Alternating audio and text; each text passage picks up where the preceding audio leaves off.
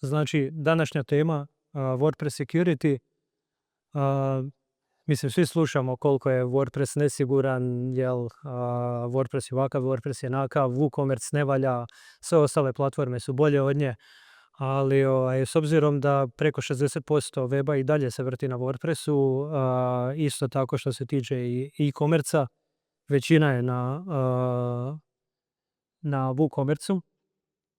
Smo odlučili napraviti baš jedan presjek kako i šta i kako to izgleda, da možete i vi svoje WooCommerce shopove provjeriti doma, da znate kako iterirati, da znate kako popraviti. Tako da možemo krenuti. Ja sam Matko Antun Bekavac, radim u Offset Concepts, vlasnik Offset Conceptsa, bavimo se e-commerceom i securityjem. Prije toga, uz to radim i u agenciji Hero Factory gdje vodim developerski odjel za razvoj e-commerce rješenja. Prije toga sam radio 10 godina u Hrvatskoj vojsci gdje sam radio na poslovima razvoja web aplikacija, desktop aplikacija i kasnije sam onda prešao na security. Što se tiče security-a, u sastavu tima Oružanih snaga smo i išli na natjecanje, osvajali natjecanja. Jedno od značajnijih je bilo drugo mjesto u NATO u 2018. godine, gdje su se svi timovi natjecali, Hrvatska bila druga, Go Team. Prezentacija će imati 30 slajdova, neću vas ubiti previše, imat ćemo jedan mali demo. Trebali smo imati veći demo i onda sam shvatio da ne možemo u sat vremena proći sve to. Tako da ćemo proći samo osnove, daću framework kako možete testirati kući sve, na koje stvari morate paziti, na koje ne morate paziti i to je manje više to. Što se tiče samog sadržaja, prvo smo već prošli, baznu terminologiju prolazit ćemo redom.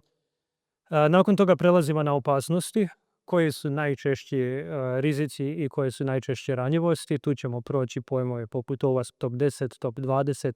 U ovoj prezentaciji ćemo obraditi samo prvih 10 najčešćih rizika i na live demo ćemo proći 2. Iduće ću vas upoznati sa Red Team alatima, znači šta mi koristimo kad testiramo aplikaciju, kojom metodologijom testiramo aplikaciju, proćemo skeniranje, proćemo eksploataciju, nakon toga nećemo stići proći post eksploataciju, ali čisto da znate da i to postoje.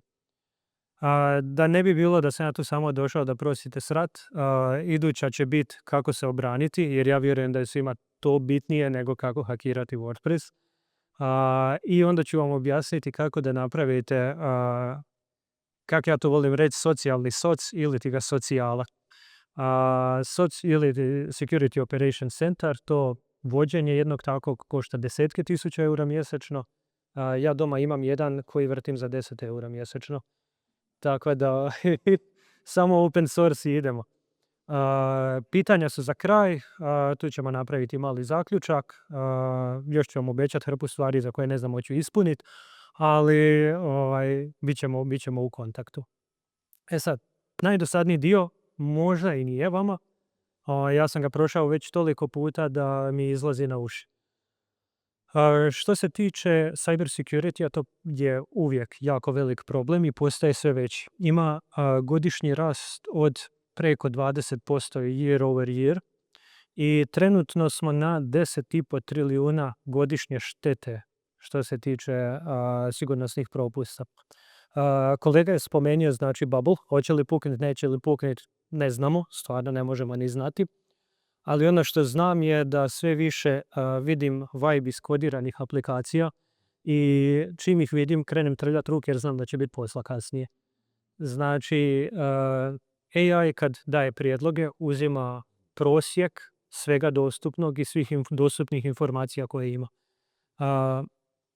Ne znam jeste ikad išli po GitHubu, ali više od 90% je apsolutno neiskoristivo smeće. 10% je onda dobro, ali od tih 10% jedno 50-60 nije za produkciju.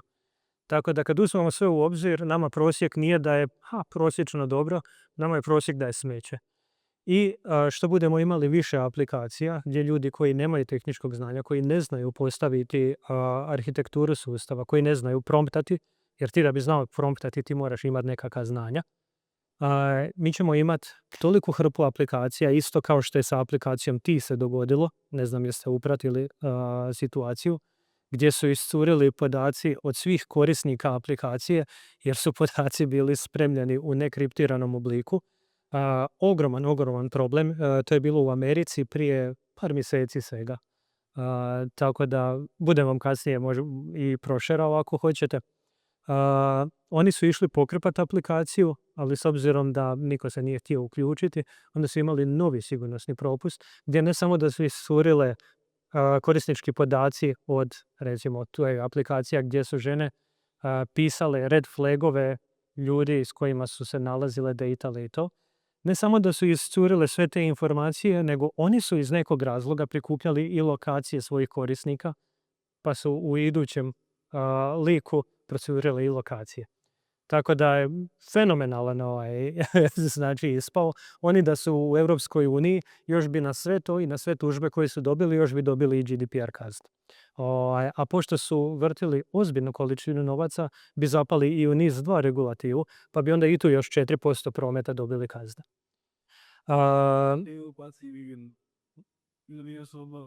Da. Sad, znači, jako često čujem šta će to meni, ja sam premali, ja nisam nikom interesantan. Sad, Symantec je objavio da 43% svih cyber napada su na male biznise. Zašto? Zašto je toliki porast? Jednostavan odgovor je agenti, AI agenti. Znači, i to uprijeti prstom. Razvoj AI je omogućio da napravimo agente i da bilo ko sa minimalnim poznavanjem znači, i kodiranja, automatizacije i bilo čega napravi agente kroz recimo Nathan ili Zapier ili neke druge takve aplikacije i gdje može na jako velikoj skali udarati po svemu. Ja sam bio dao jednom onaj primjer ovog nigerijskog princa, gdje zašto nigerijski princ, zašto ta najgluplja priča ikad, ko je ikad nasio na to. To je upravo cilj. Mi imamo ograničeno vrijeme u danu. Nigerijski princ pošaljemo najgluplji mail koji nema šanse da iko s IQ-om iznad 80 da popuši taj mail, ali oni povratni mailovi, ti ljudi su sigurni da će popušiti neku malo bolju priču kad se mi spojimo na telefon. Znači, tu radimo selekciju ljudi i to je ono što nazivamo social engineering. Budem objasnio i social engineering toolkit kasnije, pa ćete vidjeti da najslabija točka bilo kojeg sustava su ljudi. A onda ćemo kasnije vidjeti koliko i sustavi mogu biti slaba točka. Cloudflare je rekao, znači, u svom istraživanju da spriječavaju do 1800, čak preko 1800 DDoS napada po satu. Znači, cyber napad nije samo ako se dogodi, nekom je hakirao u shop i preuzeo mi podatke ili ukrao mi je novce sa kreditne kartice. Cyber napad je ako ja vama ugasim web shop na 2 dana i onda vi nemate, ne samo imate štetu koja se može kvantificirati. To je izgubljeni promet. Ali štetu koju ne možete kvantificirati je šteta u reputaciji. Jer ako moje informacije su se prije nekoliko mjeseci pojavile na dark webu za prodaju moj broj kreditne kartice zajedno sa CVV-om. Jedan web shop, neću imenovati koji je ozbiljan web shop, je spremao u bazu podataka, nekriptirano, podatke od kartice kad unosite na njihovoj stranici. I naravno to je procurilo. Naravno, odmah promjena PIN-a, 3D Secure spasio situaciju, ali opet, zašto su oni to išli raditi? Odakle uopće ta ideja da idu spremat u bazu podataka podatke o kartici? Sad, 66% e-commerce organizacija su bile napadnute ransomwareom. To je još jedna od stvari kako se može iskoristiti jednom kada uđete u sustav. Ransomware baciti je nikakav problem. To se u par minuta, znači, možete kriptirati sve podatke, pa na app metodu hoćeš li platiti 10.000, pa ti kažeš hoću, sad nije više cijena 10.000, sad je 50, pa ćemo se cinkat. A vi dotle gubite novce, gubite reputaciju, gubite se. Naravno, ima metoda kako se to može izbjeći i to ćemo proći kasnije. samo što bila mi je jako interesantna brojka i da je prosječan iznos otkupnine bio $812,000. Da mi prosječnom web shopu u Hrvatskoj kažemo $812,000 otkupnina za vaše podatke, ja mislim da bi svi stavili 99% njih da bi mogli staviti ključ u bravu i idemo dalje. Primjer jednog od web shopa u Hrvatskoj, ne mogu reći koji je, ali imali su mjesec dana lažni checkout page i da nisu ni primijetili dok nije došao mjesečni izvještaj od marketinškog tima gdje su rekli da su imali hrpu konverzija, ali su imali €0 na računu taj mjesec. I onda su shvatili da je neko krao podatke i da je neko imao svoj checkout kao postav eksploatacijsku, imali su svoj checkout gdje sve što se platilo je išlo napadačima plus još brojevi kreditnih kartica. I sad, najsvježije istraživanje od Thalesa iz 2025. je pokazalo da 45% svih bot napada su narasli, jer bilo je 38,5, tu sam napisao 40 da zaokružimo 2023. Ali sad je već na 45% od svih napada. Upravo zbog toga AI omogućuje puno veću skalu. I to što je kolega rekao, svaki sustav ima rupa. Možda i nema. Možda ovaj zid nema ni jednu rupu na sebi, ali ako meni date dovoljno velik čekić, ja ću za 2 sata napraviti. Ili ćemo nas 1000 se skupiti sa malom žličicom i svako će lupiti 3 puta i srušit ćemo taj zid u 3 dana. Tako da ne mora sustav čak ni imati rupu. Sustav mora imati samo jednu slabu točku, a mi ćemo onda proći kroz nju. Samo je pitanje na koji način. Botovi su se pokazali kao jako, jako efektivan i danas cost-efektiv način za lupati na skali. Ono što sam rekao, OWASP top 10, ja kad testiram aplikacije, uvijek si odredim, ne možemo mi imati scope beskonačan, jer beskonačan scope je isto koji da nemamo ništa. Zato se onda fokusiramo na najčešće. To je Paretovo pravilo, gdje sa 20% eforta mi možemo postići 80% efekta. Moramo znati kojih 20% da lovimo i zato imamo OWASP. OWASP je skraćenica za Open Web Application Security nešto. Nemojte me sad ubiti zato što ne znam, možete googlat. OWASP ima i odlične alate, ima odlične tutoriale, know-how, tako da svakako zapratite OWASP. Sad, broken access control, cryptographic failures, injection, insecure design, security misconfiguration, vulnerable and outdated components, identification and authentication failures, software and data integrity failures, security logging, monitoring failures, server-side request forgery. Mi danas imamo nekoliko tih propusta na istom komadu softvera i onda ćemo pokazati koliko se jednostavno može, ako niste ažurirali softver godinu dana, a prije 3 dana je bilo ravno godinu dana kako ja nisam ažurirao taj sajt.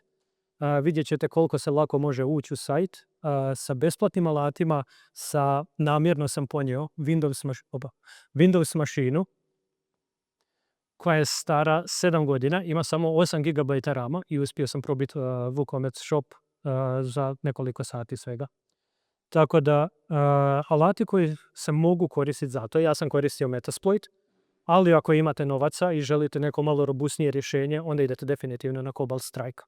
Nmap, odličan network skener, i tu kad idemo u bilo kakav napad, prvo moramo znati šta napadamo i prvo moramo skenirati mrežu, moramo skenirati portove, čisto da se upoznamo sa okruženjem u koje ulazimo. Wireshark, odličan alat koji bi vam preporučio da ako imate IoT uređaje u svom stanu, kući, gdje god živite i radite, Wireshark, ne znam da li iko prati trenutno svoj mrežni promet ako držite web shopove. Da? Vame. Iduće Aircrack NG, Hydru smo koristili u demu i to ćete vidjeti, gdje smo doslovno brute forceali koristeći dictionary, brute forceali smo jedan admin account. Empire, to ćemo preskočiti.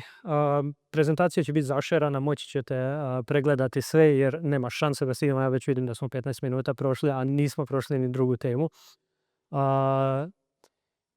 Social Engineering Toolkit, to vam je bio moj najdraži alat dok sam radio u vojsci, jer kako smo radili redovite pen testove, jer ne možeš imati dobro posloženu i sigurnu organizaciju ako kontinuirano ne testiraš.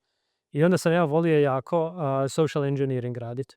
I kroz social engineering toolkit kreirati lažne portale, spufat email adrese, spufat brojeve telefona. Čisto ono, kad god mi je bilo dosadno na poslu, uvijek sam znao da mogu social engineering raditi i to je bilo fenomenalno koliko ljudi kad osjete na svojoj koži neki propust, da su oni bili propust, koliko se sigurnost pojača bar za mjesec dana. Iduće, Burp Suite, VP Scan, OWASP Zap. Ova 3 alata su vam najbitnija ukoliko hoćete raditi WooCommerce WordPress skenove. VP Scan, odličan alat. Besplatna verzija vam daje 25 ili 26, nisam siguran, tokena na dan. Za jedan sken, jedan token. Tako da možete vrtiti 24 skena na dan za besplatno. Budem vam pokazao kako radi sa jednom kratkom naredbom u komandnoj liniji. Vama se ispiše sve o toj stranici ukoliko ona nije zaštićena. Napokon, demo time. Demo je trebao biti malo veći. Ubilo nas je vrijeme i skoro nas je ubio AWS. Ovako, znači, što sam ja ovdje sad napravio?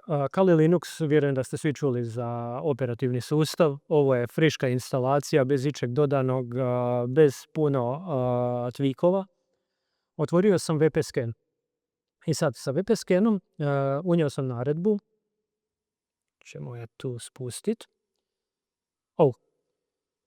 I prvo što hoću pokazati je da smo enumerirali korisnike.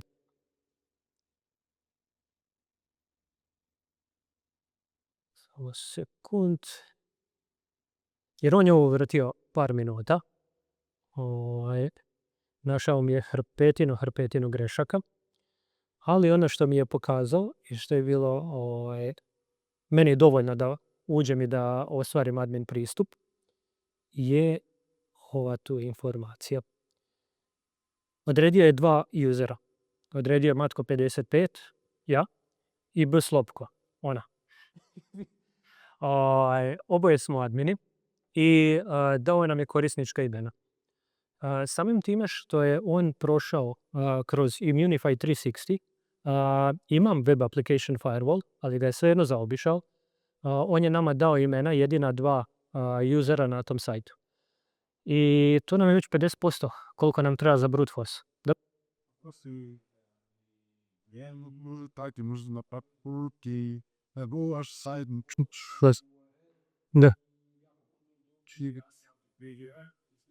Da.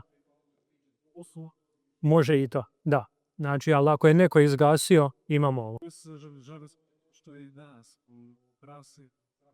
Jesi imao to da actually auto priđe biti drevi pa nije sinova, jer auto mora da autoritet ne začitati za same bog koji to je tako se ti bić, jer ti to slovo fakiš. To slovo to kad ti user da piše bu. Da. Da ne moraš ovo čak funkcionira, znači ako useri nisu objavili ništa, ako se ništa nije indeksiralo na Google, prolazi po RSS-u, znači, da. Znaš što znači? Da. Život porno da mi treba. Da nije to, zašto da se što novi. Da. U slučaju pore. Je, ali, kažem, ovo je izbacilo popratno uz ovaj bitni dio. Ovaj bitni dio izbacio je 4 ranjivosti u divi teme. Znači, divi tema je inače meni ok, ali ova nije pečirana godinu dana i imamo 4 ranjivosti na nje. Sad možemo iskoristiti bilo koju od tih ranjivosti. Ja mogu otići, ako hoćete ovako.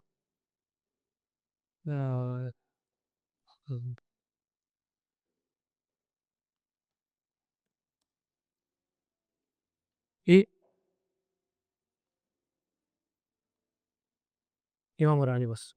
Imamo opis i imamo način kako eksploataciju odraditi sa time. E sad, ovo je ok, imamo cross-site scripting, svi smo čuli za cross-site scripting, je li to? Ono što sam ja napravio je uzeo sam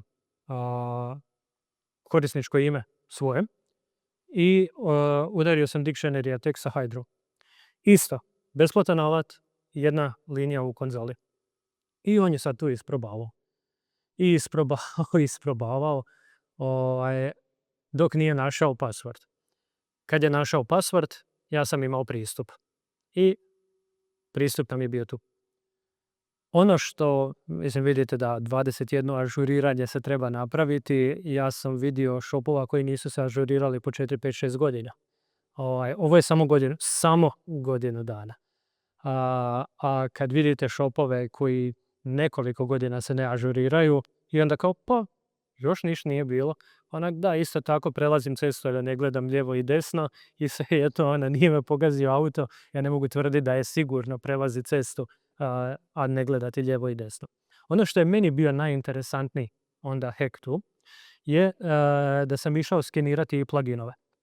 Nakon što smo skanirali pluginove, vidjeli smo znači da imamo neke malo interesantnije ranjivosti, kao na primjer u Amelia pluginu, koji je jako popularan plugin za booking. Imamo ranjivosti u Preloader Plusu i meni najinteresantnija i najdraža u Ultimate Memberu. Jedan od najpopularnijih pluginova za membership sajtove je imao ranjivost Unauthenticated Privilege Escalation. I sad on piše da je fixed u 2.6.7 verziji, ok. 2.6.7 verzija je fiksana 2023.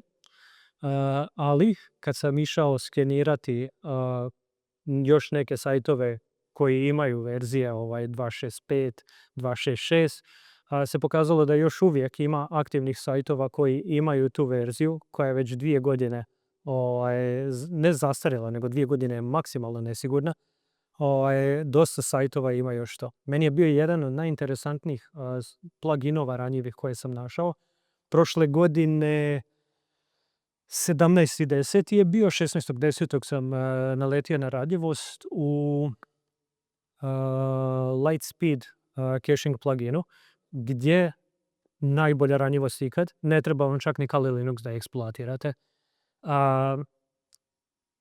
Log je bio otvoren, znači public access, i u logu su plain tekstom pisali session ID-evi i onda ste mogli iskopirati session ID, otići u Google Chrome, skiniti Chrome add-on da zamijeni session ID, pastat adminov session ID i voila, admin ste.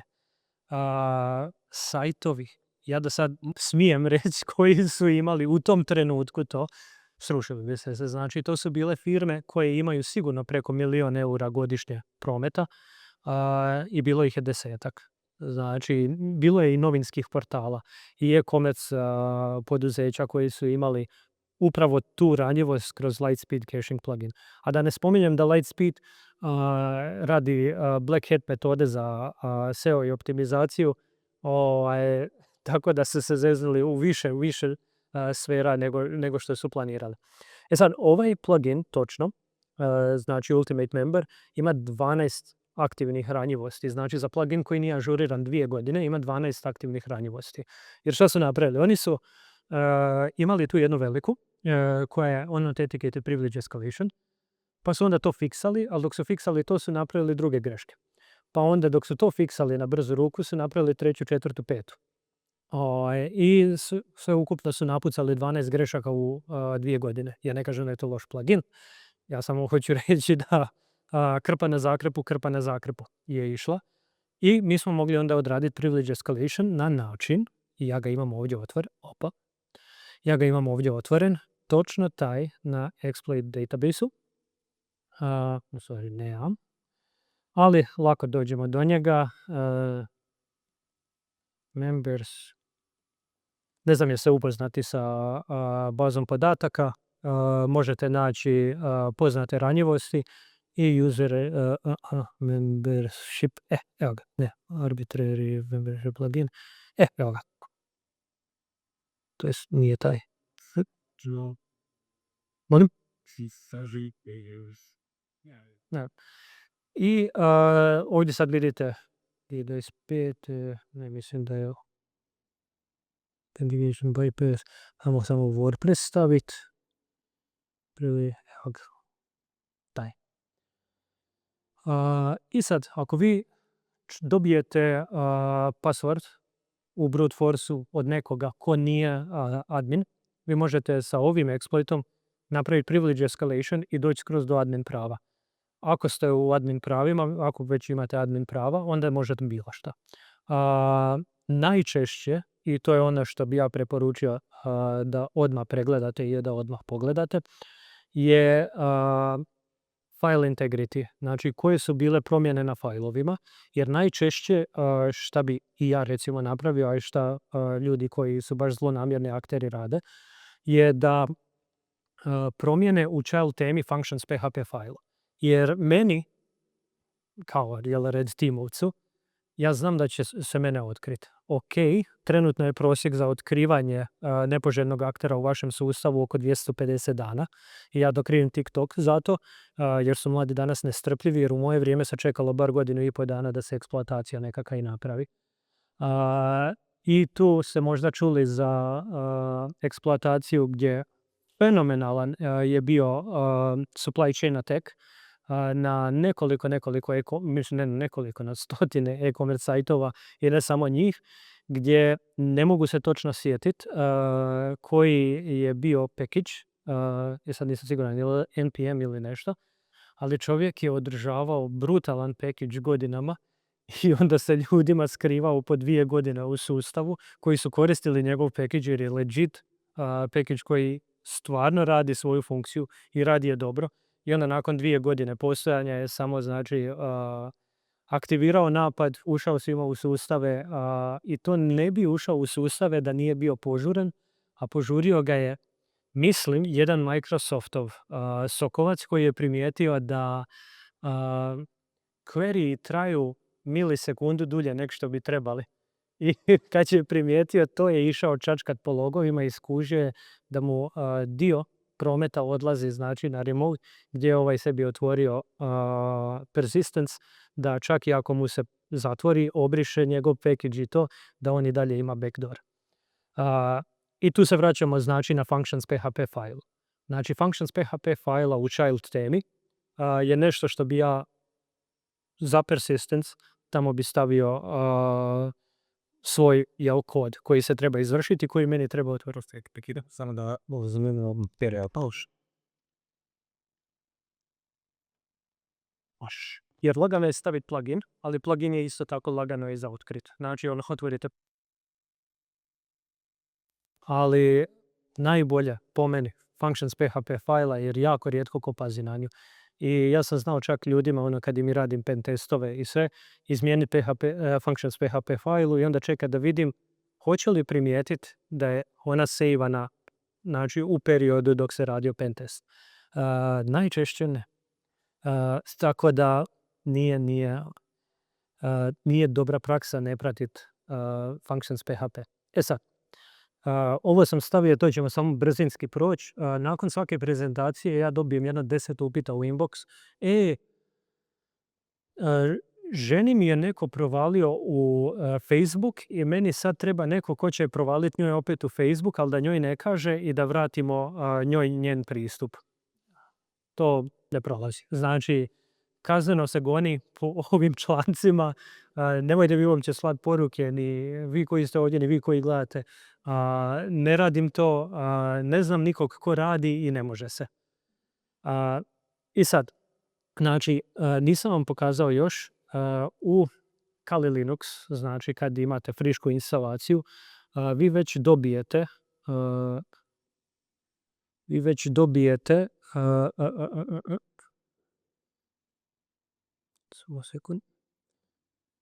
dobijete word liste. Najveća koju dobijete je rocket.txt, nju samo morate raspakovati, iskoristite je ovdje, kao što sam ja tu definirao koja će se word lista koristiti. Ovdje.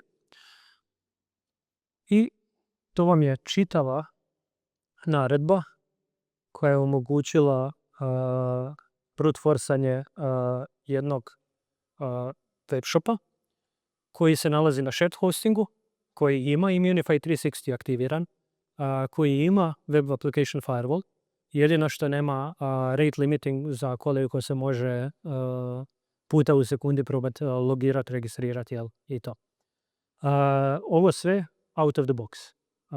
Tako da bilo ko sa minimalnim pristupom internetu, minimalnim tehničkim znanjem može već danas krenuti raditi probleme. Ne mislim napraviti neki sofisticirani napad, ali po meni sofisticirani napadi su precijenjeni. Najveći problem će napraviti neki klinac koji se zainati i onda će udariti na 500.000 sajtova, DDoS-ove, čisto zato da može biti cool idući dan u školi. I onda idemo na obranu. Ono što ja uvijek govorim i što je po meni daleko najbitnija stvar, pošto najveći problem u bilo kojoj organizaciji, u bilo kojem sustavu su ljudi. Bio je jedan napad, dobro, ne mogu se sad sjetiti točno koje godine, nije ni bitno. Meni metoda napada, izvršenja, savršena, fenomenalna i mogu bi pričati o njoj svaki dan. Veliki petak, skraćeno radno vrijeme, tajnica dobiva, ajde please odobri mi sa spufane naravno email adrese, ajde please pregledaj mi ovu Excelicu, reci je li sve ok. Ona otvara Excelicu, Excelica potrgana, ona šalje mail, Excelica potrgana. Jel? Mail nigdje ne odlazi, ali Excelica je omogućila pristup čitavom sustavu. Veliki petak, skraćeno radno vrijeme, mail je stigao 15 minuta pred kraj radnog vremena. Iskoristili su paniku i bili su cijeli vikend, znači subota, nedjelja, uskršnji ponedjeljak. Ovi nisu imali nikakvu aktivnu zaštitu, nisu imali nikakav soc, nisu imali nikakvu ekipu koja prati promet niti išta. U ponedjeljak samo su došli i zatekli zaključane sustave. Mislim da je bio WannaCry 2 kao kriptovirus, nisam siguran. I onda se pojavio, mene su zvali kao šta da radimo. Pa rekao ništa, povucite backupe i zbogom, jel? Backupi su nam na serveru. Rekao dobro, jel imate offline backupe? Nemamo. Platili su na kraju ransom, dobili su sustav nazad i onda im je opet sustav zalokan mjesec dana kasnije, ali ovaj put su imali backupe. Imali su pročišćeno, imali su backupe, vratili su sve na svoje i nastavili funkcionirati. Savršeno mi je koliko je psihološki više odigrano nego tehnički. Što se tiče tehnike, jednostavno, znači jednostavno skripta za kriptiranje, jednostavna skripta za umetnitu Excelicu, znači jednostavno 3 od 10 težina. Ali onaj psihološki dio, gdje su oni pročitali da će se toj osobi žuriti, gdje su oni igrali na urgentnost, gdje su znali da dio ekipe neće biti na poslu već u 3 sata, znači poslije podne na petak, fenomenalno. Njihovog partnera su klepili na isti način za 2 mjeseca. Znači partnersku firmu, isti način, isti modus operandi, isti sustav, znači i isto su pale. Nisu imali backupe, platili su otkupninu. U tom trenutku sam ja sebi počeo razmišljati, Matko, zašto ovo radiš, zašto ne šalješ malvere ljudima. Ali sam onda se sjetio da mi se ne ide u zatvor, da imam premekanu kožu i da će biti svima interesantan. I ono što sam htio reći, znači edukacija. Ne morate educirati samo tehničko osoblje. Tehničko osoblje će samo educirati. To je hrpa autista koji će gledati YouTube videe do 3 u noći, razmišljati znači o svakoj sitnici. Njih možete i pustiti. Jel? Mi smo najbolje funkcionirali kad bi nas se pustilo i kao ajde vi sami sad nešto učite se. Ali edukacija ide na svim levelima. Znači ide od tehničkog osoblja, ne tehničkog osoblja i na kraju do menadžmenta. Jer menadžment, gdje sam ja vidio da je situacija najčešće zna pucati, je da u trenutku kad je teško svi pogledaju prema gore i čekaju odgovor. Ako nemate odgovor spreman, ako nemate procedure spremne i ako ne date odgovor, to je kaos. Tu nastaje kaos. Ne nastaje kaos kad se znači dođe do proboja, nego kaos nastane kad vodstvo nema jasne upute šta se treba iduće raditi. Sad, šta možemo napraviti znači da bi imali te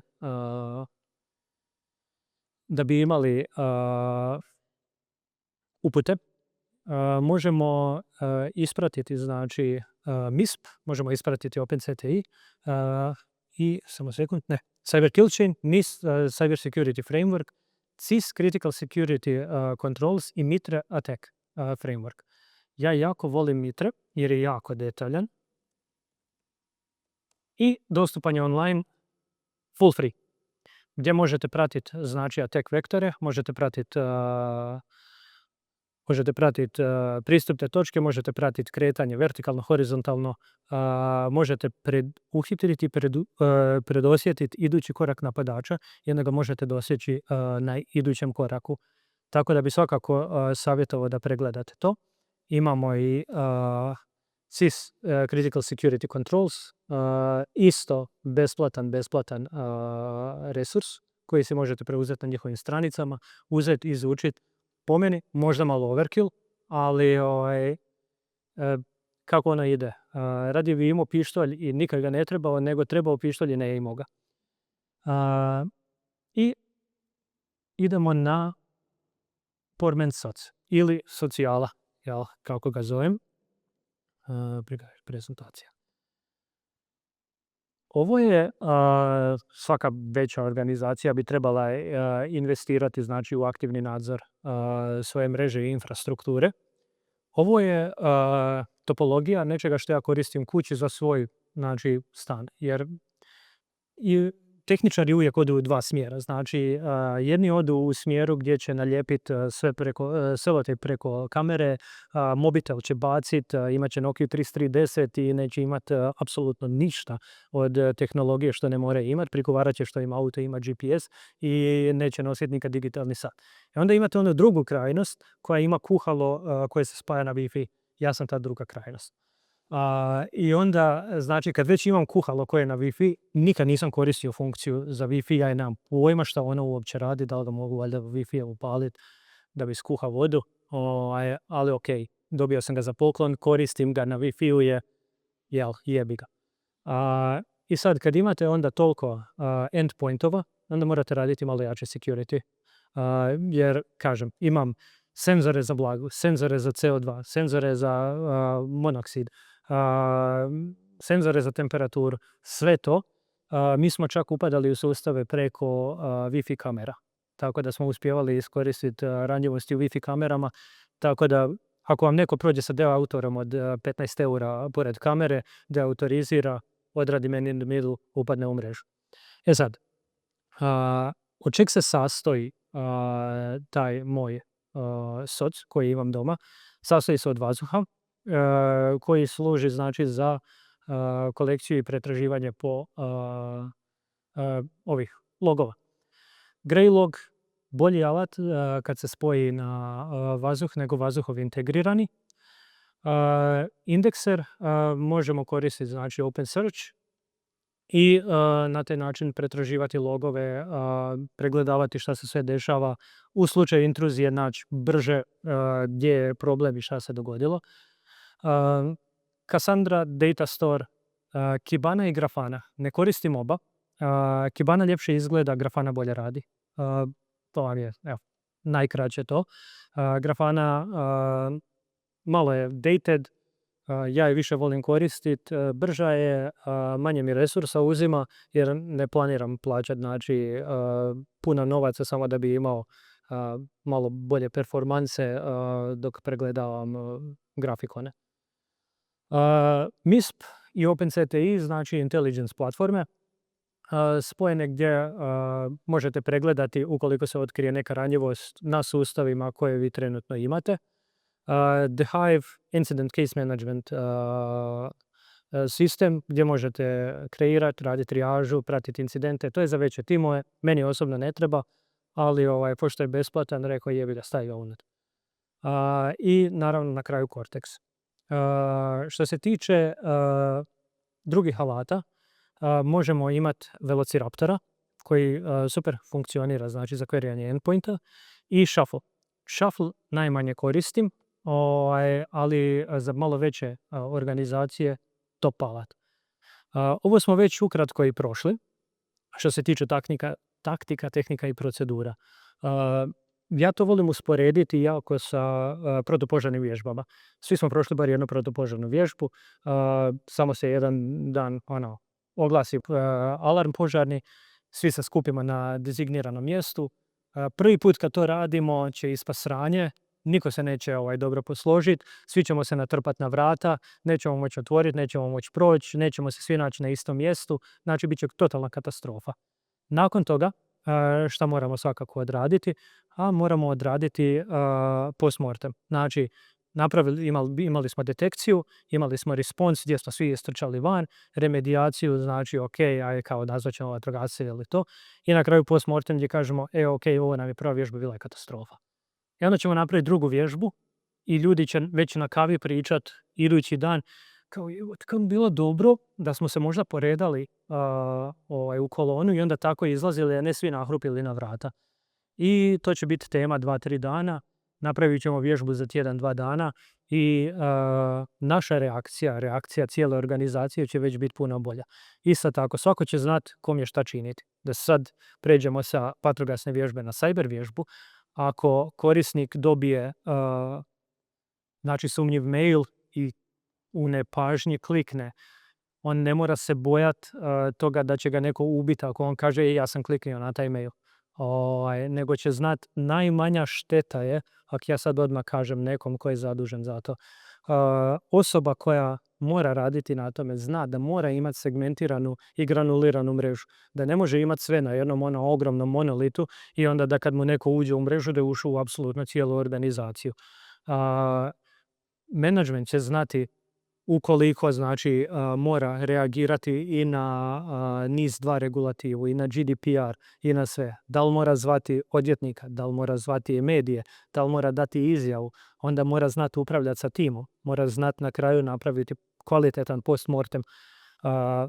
Tako da na vježbi se puno toga otkrije. Znači, ne samo na samom red teamingu, ne samo na samom pentestu, čak i cijela organizacija, ako mi pričamo o e-commerce ovdje, gdje imamo i marketinški tim, imamo i analitiku, imamo i developere, imamo i sistemce, imamo management, imamo dobavljače, imamo kompletan cijel supply chain.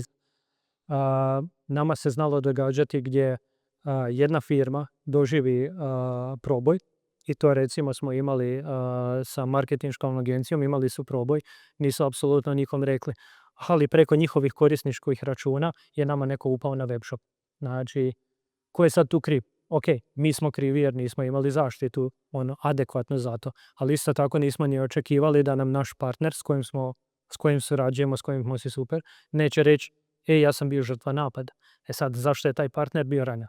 Taj partner je bio ranjen zato što je njegov partner otvorio vrata, otvorio rupu u njihovoj organizaciji. Tako da tu smo imali recimo taj incident gdje i vertikale i horizontale nisu surađivale i sakrivale su informacije od sebe, što je na kraju rezultiralo ne sa velikim gubitkom, ali po meni je to bio velik propust. Mi smo imali više sreće nego pameti da to nije završilo sve na sudu i da nije završilo u vijestima i da nismo izgubili reputaciju kod naših korisnika i na kraju nismo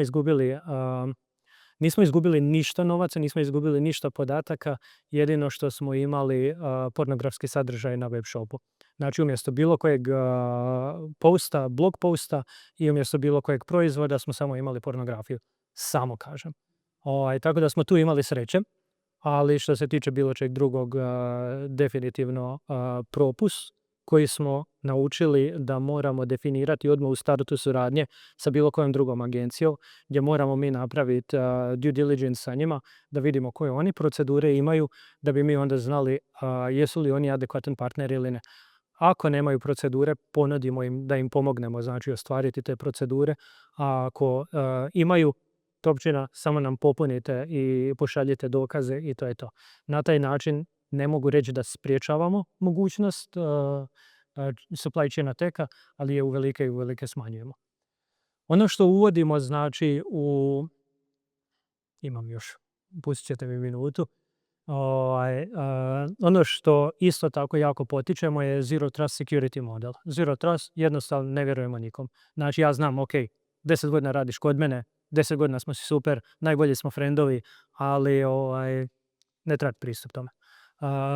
Jednostavno nikad ne znate šta je osobi u glavi. Ako hoćete poći od toga da su osobe inherentno zle, ne znate šta je osobi u tom trenutku u glavi. Ali ako hoćete ići iz pristupa gdje su osobe inherentno dobre, nikad ne znate ko je slučajno nešto napravio, nekakav propust. I onda je najbolje nikom ne vjerovat, staviti to kao politiku firme i tu ste dobri. Ovdje su objašnjene znači stavke kako to možete primijeniti i kako to možete usvojiti u svojoj firmi. I iduće threat hunting. Znači ako već imate malo veću organizaciju, malo ozbiljniju, onda možete ići u aktivni threat hunting gdje možete aktivno testirati aplikaciju, gdje možete aktivno testirati organizaciju, čak i samu mrežu. Doslovno možete bilo koji dio procesa testirati. I onda znači svaki test, kako je kolega rekao, ako test prođe flying colors, znači da nismo dobro test odradili. Test je odrađen preko volje, preko klinca ili preko neke treće stvari, ali ne može biti da test prođe skroz. Može biti, ali ne može se dogoditi 2-3 puta zaredom da test prođe. Jer isto kako obrambeni timovi uče, znači kako blue team uči, isto tako mora red team učiti. Isto kako se blue team prilagođava, red team se mora prilagođavati. Ja sam bio član red tima Hrvatske vojske 2017. do 2019. I mi svaki put dok smo prijavili blue teamu znači propust, oni su napravili remedijaciju. Ali mi nismo mogli dobiti promaknuće ili bilo kako napredovanje ako mi nismo našli novi set grešaka. I taka suradnja između blue i red tima je bila fenomenalna. Mi njima pomognemo na način da im odmognemo, oni nama pomognu na način da nam odmognu. I na kraju smo imali jako dobre čak i purple timove, ako se upoznati sa tim terminom rade i blue i red team. Razmjena znanja je bila odlična. Prvih par mjeseci se nismo podnosili. Mene kad bi vidjeli, mrko bi me gledali plavi timovi, članovi plavog tima. Ja sam njih mrko gledao zato što bi mi odsjekli znači cijeli scope ako se spufam negdje. Ali na kraju smo ostvarili jako, jako lijepe suradnje. I na kraju znači šta bih htio vas ostaviti sa zaključkom. Znači prvo je edukacija. Edukacija svih slojeva po njihovim zadaćama. Druga, nijedan sistem nije 100% siguran, čak i oni koji jesu, DDoS-a ćemo ih. Znači, ako imate zaštitu protiv DDoS-a, nađemo nešto. Jel? Ne red team, ali zamjerite se nekom, kako sam pričao Brude, da mi se čovjek zamjeri, pa sam išao ga provjeravati ko je, šta je, kako je.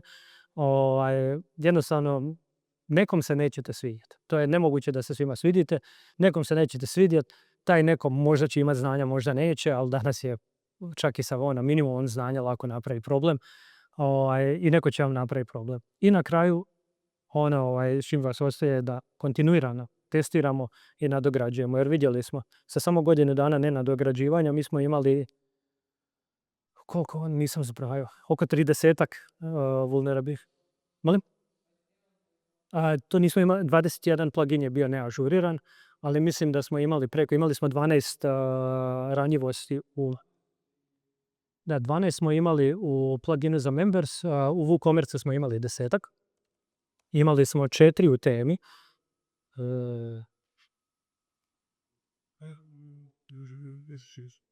Čekaj. Znači, nešto simbolično, kako bi rekao onaj lik, jel? Molim? To je jedan. Pa jedan je dosta, jedan je previše. Ali mi smo ih imali 30-ak i mogli smo birati šta ćemo. Na kraju, da. Ne znam jel već ne znate za haveibeenpwned.com. Provucite si email adrese kroz to i provjerite jeste li bili pwnani. Meni užasno glupa riječ i nisam fan Vova, ali ok. I ako ćete imati bilo kakvih pitanja, ukoliko će vam trebati cijela prezentacija, slobodno mi se javite na e-mail ili na LinkedIn. Bude vam poslao, isto tako mogu vam poslati, kolegica i žena moja je radila prezentaciju sad nedavno, povećanje sigurnosti kroz UX dizajn. Kako dizajnirati aplikaciju da se korisnici ne ponašaju kao posljedični idioti, jel? Kako olakšati skroz pristup, kako ih natjerati da ne lijepe pasvorde po ekranima i da ne živčane i da ne pišu pasvord 123 kao svoj pasvord i onda još uskličnik stave kad im kažete da ne valja. I da, jer staviti password 123 uskličnik kada otvorimo Rokiju i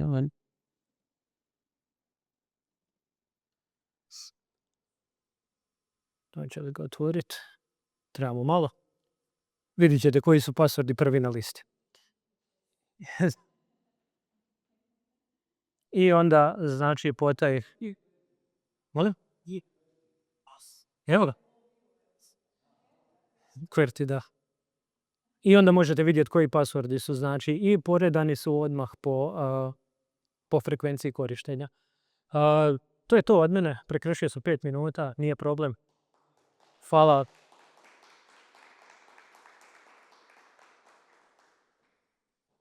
Aj sad pitanje, daj mi prvo vode malo. Imate pitanje? Ma morate imati. Ajde, Daniel. On će poslati pitanje u PDF-u.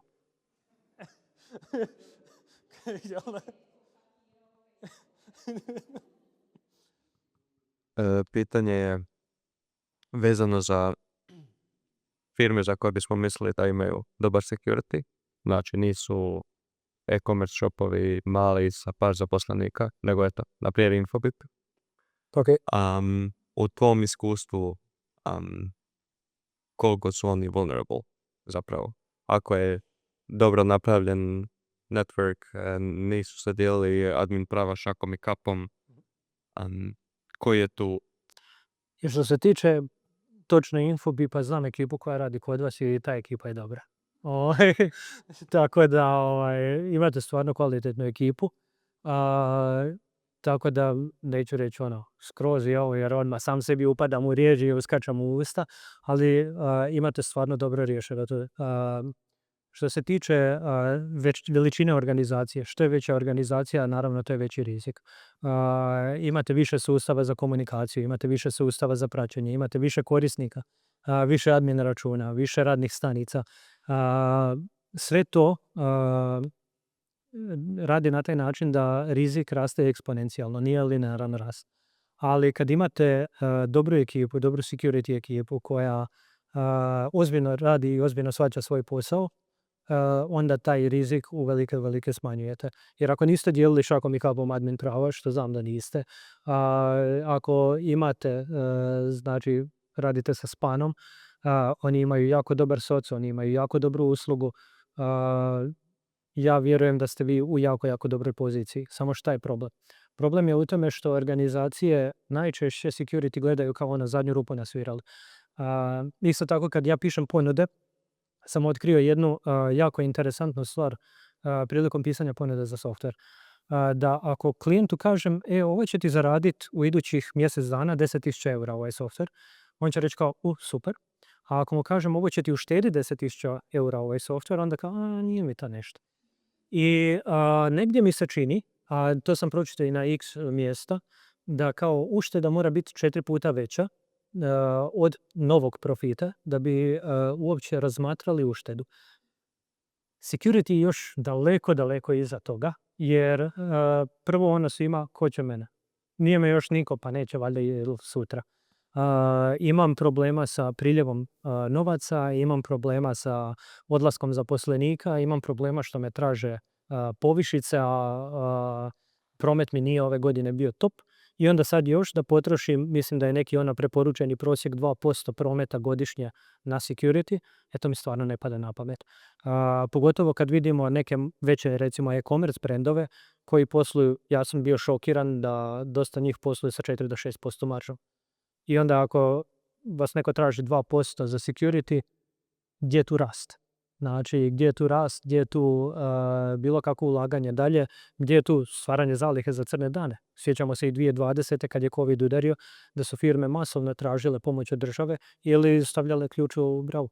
Znači, tu smo vidjeli da dosta firmi nema čak ni mjesec dana zaliha i onda security im je tu nekako apstraktan. I onda ne razmišljaju o security-u, i onda ne razmišljaju o socu, ne razmišljaju o CM-u, ne razmišljaju o aktivnom threat huntingu i tu je tamo gdje leži opasnost. Znači, ono što sam ja vidio kod vas je da i stvarno ozbiljno shvaćate taj dio. upoznao sam ekipu na B-Sidesu isto. I kažem, problem je ako se taj dio zanemari.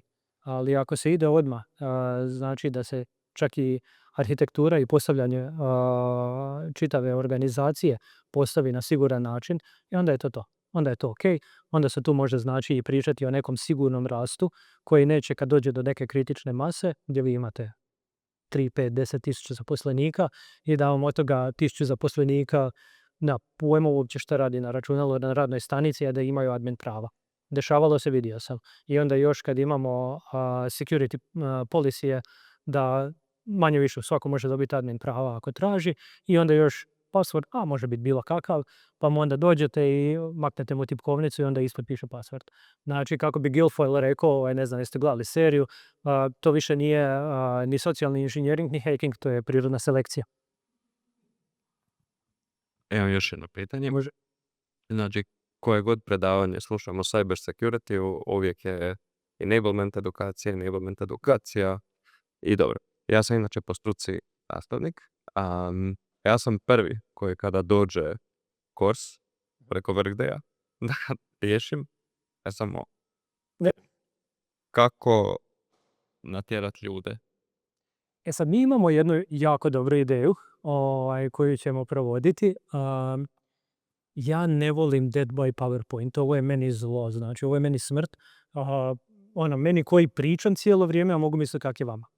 Meni, kad sam krenio učiti security i kad sam se uopće krenio interesirati za to, svi nastavni materijali su meni bili, znači PowerPoint prezentacije i YouTube video sa Indijcem. Znači, jako teško, pošto ja još sluh mi je katastrofa, jako teško čujem, onda još to mi uzima hrpetinu mentalne snage i to što ti kažeš, dođem, naklikam i zbogom, jer non stop se ponavljaju ista pitanja, non stop su isti odgovori, non stop su iste procedure, non stop su isti slajdovi. Ono što je meni bilo jako interesantno je da nas je Nacionalna garda Michigan pozvala na svoju vježbu gdje su nam dali skroz realno jedan čitav svoj grad. Zvali su ga Hackerville i imali su nekih 200-tinjak virtualnih mašina, poredane razne strukture, hijerarhije sa korisnicima na čitavom poligonu i nama su dali 5 virtualki sa kali mašinama i rekli provalite ih. Drugom timu su dali isto 5 virtualki i rekli kao vi provalite prvi i zaštitite. I onda su ubacili još 50 timova unutra, tako je. Svaki je imao po 5 virtualki svojih. I mi smo se tu klali 2 tjedna na tom poligonu. Meni je znanje skočilo onak, znači sa 5-10%, što bi ja rekao, znači više struko mi je skočilo u samo 2 tjedna. Prije toga sam mjesecima, znači, udarao, čitao, zaspao bi nad skriptom, znači imao sam onu ceh verziju 10. Sjećam je se koji jučer da je bilo ovako debelo. Dosadno. I onda smo došli, znači, na poligon gdje smo mi imali prave mašine, znači sa Windowsima, znači imali smo firewall, imali smo, znači, domain controller, imali smo sve, znači wow. I onda ajmo hakirati to. Ok. Onda smo stavili ljude, znači, na radne stanice. I onda smo mi udarali, znači, sa svojim mašinama na tom virtualnom poligonu na te radne stanice. Sad razmišljamo o tome da bi radili takve poligone gdje bi puštali ljude onda kada trebaju trening. Jednostavno da oni dođu, spoje se na radne stanice, te radne stanice se postave na način da su što sličnije, ako ne identične kod njihovo radno okruženje, gdje mi dođemo i čitavu topografiju njihove mreže poslužimo, postavimo ljude da mogu na remote desktop za spojiti na svoje virtualke i idu kod da je normalan radni dan i onda im pustimo znači jedan ransomware, pa im pustimo znači phishing kampanju, pa im pustimo ovo, pa im pustimo ono, pa ih DDoS-amo, vidimo procedure, popratimo, svi su wow, znači meni je pustio ovaj tu hack, znači ja sam, ne znam, isključio sam Wi-Fi odmah, znači čim je pustio, kako sam ga zeznio i take šeme. To je nešto što će ljudima dati opuštenost. Znači, mi možemo teoretski učiti igrat kako zamahnuti reket u tenisu ili možemo otići na teren. Šta misliš, kako ćemo prije naučiti? Na tragu toga, kako si rekao, da napravimo jednu protupožarnu vježbu, pa druga će biti ok, u mom iskustvu napravimo prvu, pa napravimo drugu i onda treći put će biti, šta ću opet izlaziti, znam. Da, znači to je problem kad se vježba ponavlja, ali ako stavimo svaki put drugi scenarij, to je ono što sam rekao, znači ne smije red team biti uvijek isti. Znači red team se mora prilagođavati isto kao što se blue team mora prilagođavati.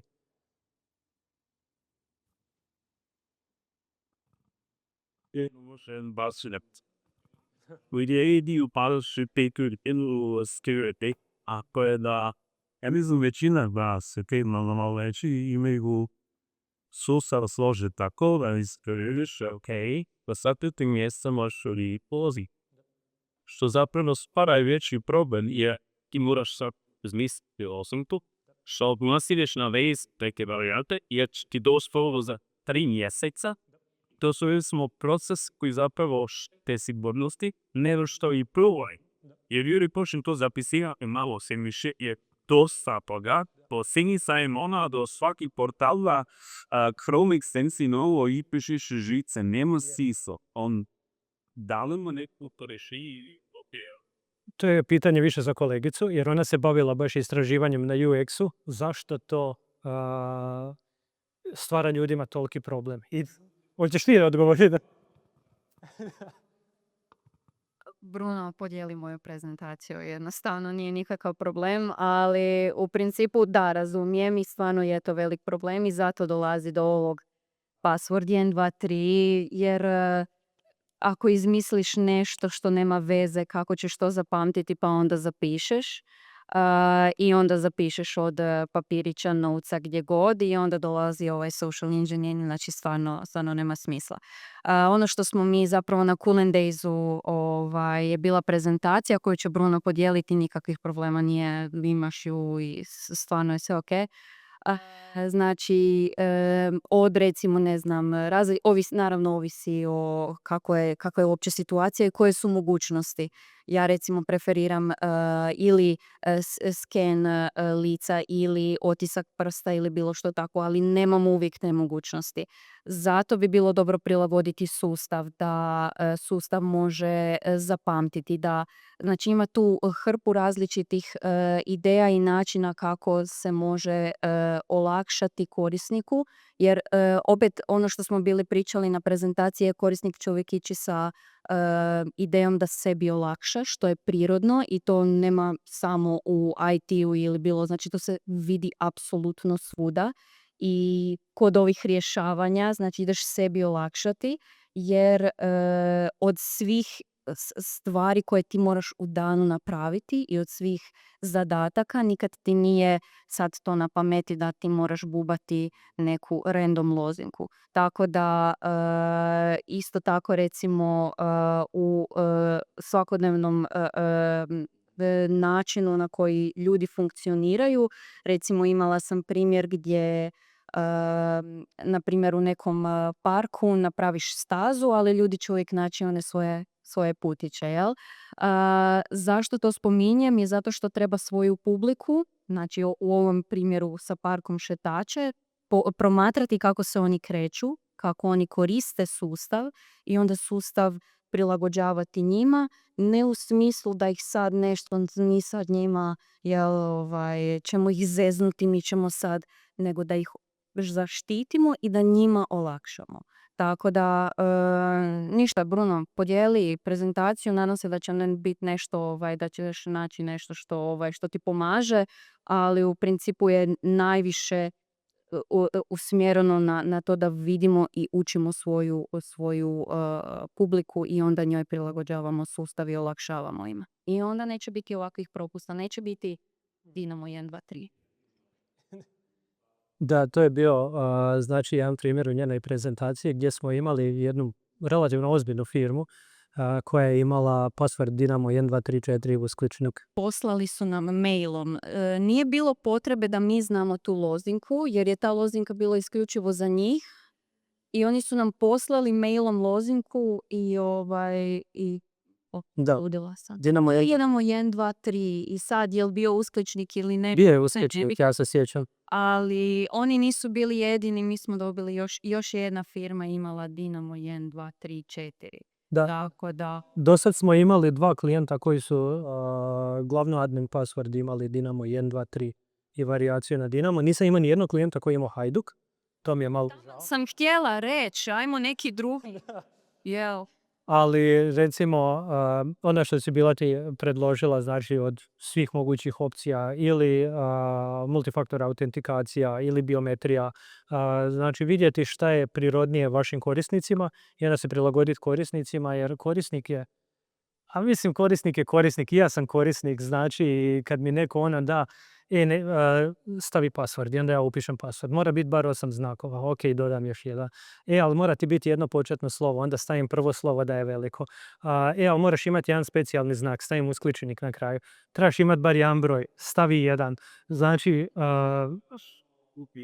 da, meni je recimo bilo jedno vrijeme sam ja znači imao ovu, kak se zove, NFC karticu.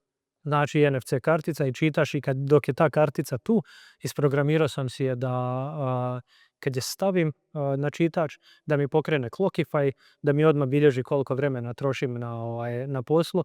Čim je skinem, odlogiramo i vidimo se. Tako da to mi je bilo jedno od jednostavnijih rješenja koje sam riješio doma, mislim 6 eura na AliExpressu.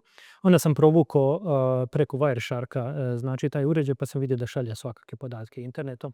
Onda sam ištekao i rekao kao ovo ipak nije toliko sigurno. Ali da, znači to je isto jedan od načina. Treba se samo vidjeti znači, šta ljudima je korisno, jer security nije ovdje da odmogne ljudima, security je ovdje da pomogne. Negdje smo se izgubili mi inženjeri koji radimo u tome putem i onda smo samo počeli izmišljati toplu vodu i onda kao, ajmo stavi 15 znakova password, znači zato što eto njega nije bilo u rainbow tablicama, jel? A uopće ne držimo ono u glavi da pa kao ajmo napraviti svoje rainbow tablice koje su veće. Jel? Držimo se ili zastarjelih metoda ili nepotrebno kompleksnih umjesto da jednostavno samo vidimo šta je korisniku najlakše za ispoštovati, a da zadovoljava minimum zahtjeva da ovo se može smatrati sigurnom organizacijom.